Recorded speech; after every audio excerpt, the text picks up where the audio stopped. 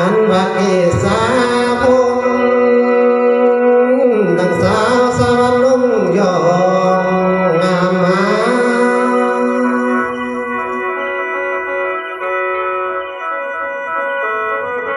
งามเอ้ยอันว่าพอพบโตด้วยตาดำทั้งคู่นั่นนะ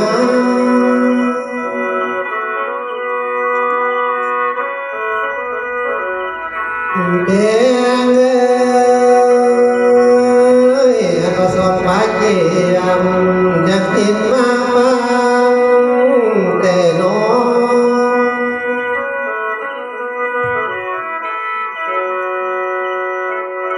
นายอันว่าคิวขาดเยี่ยมมันอีสดเสียงสวยแต่เจ็บ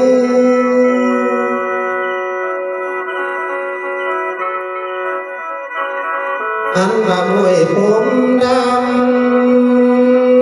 หัวเมืองนั่งเขานั่นนะ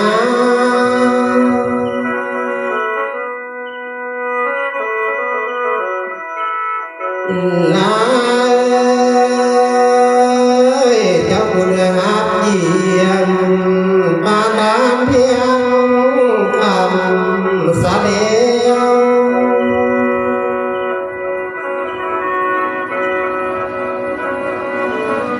นัวเด้อสาวพันหันนำลงก็มีเขาดวงเทียน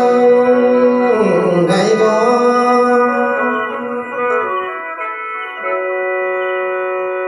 ใจขอสอบวาดความเบียง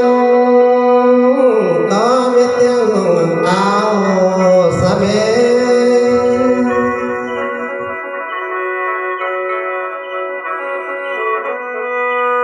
นาย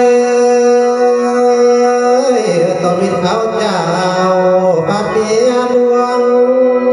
บุญสะเม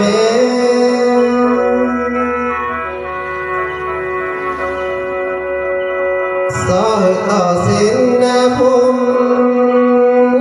พากุมลงตังเนื้อเอ้ย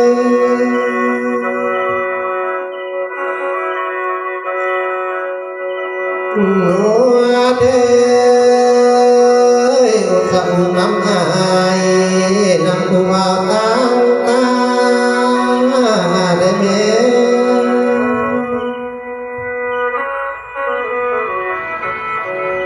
อุตส่าห์จะนำใจเป็นผู้ว่าตั้งบางแม่เอ้ย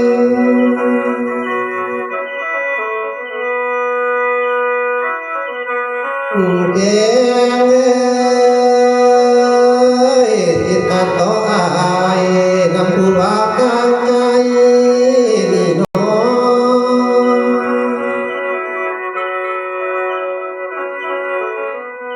งนายกันว่าใจได้ล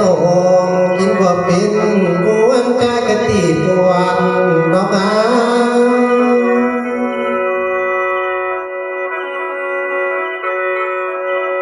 อันว่าหนวลบ่เป็นบวนใจกะตีของแม่เอ้ย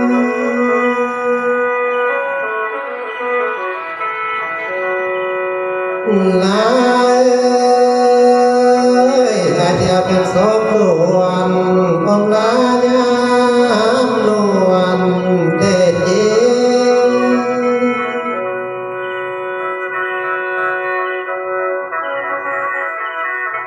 นายอดจะเอาไปเข้าเวลาพึ่งสิบนั้นเมื่อได้วมหาวสะเม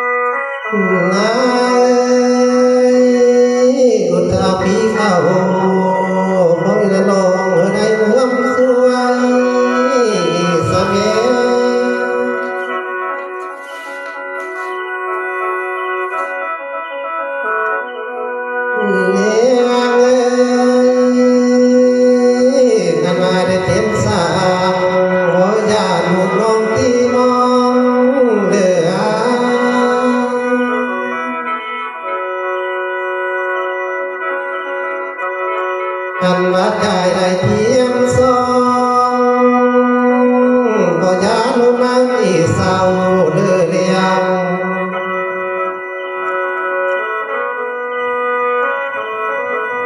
ลากันมาได้เทียนเงาเราพอจะจานลงตีกันเด้อ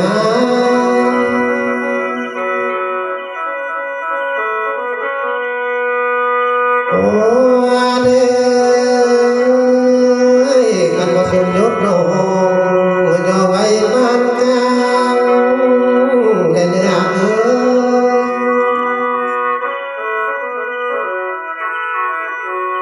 อันว่าใจบ่สมยศนางย่อไว้ท่านน้ำตำสะเม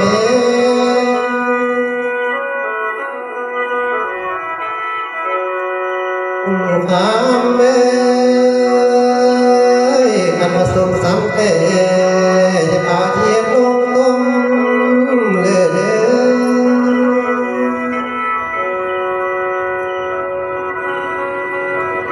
โอ้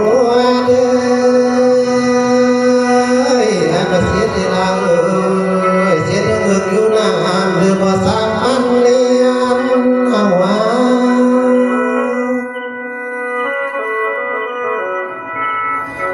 ใจแต่เสียแต่เทียมอยู่บนอยู่เต็งหรือบ่ต่างกันเบาเอาว่า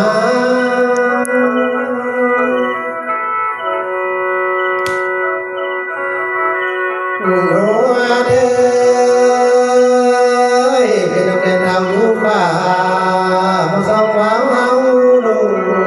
เด้อน้อ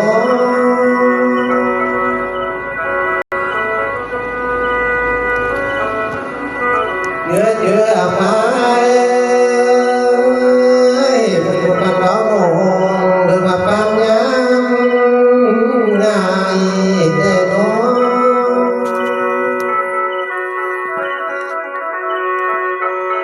เตียงปันเบาใจหรือว่าปัญญาเจ้าแน่นอน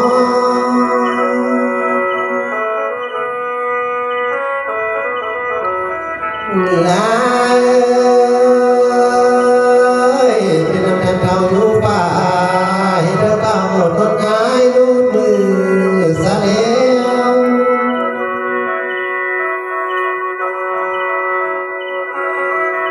โอ้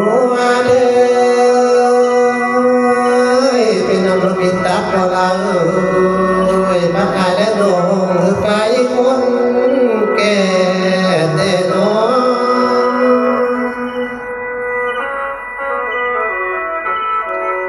เป็นน้ำลมมีแท้มาแพ้ใจและน้องไปคนห้องไม่หา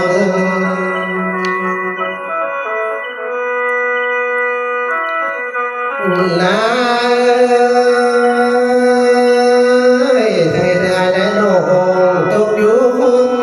เมืองสะเลว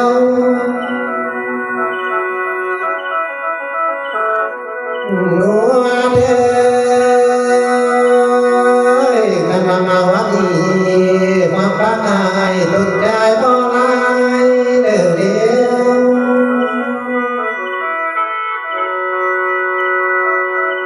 อันว่าป่าอีใหญ่ของใจกะหักหวังเด้อ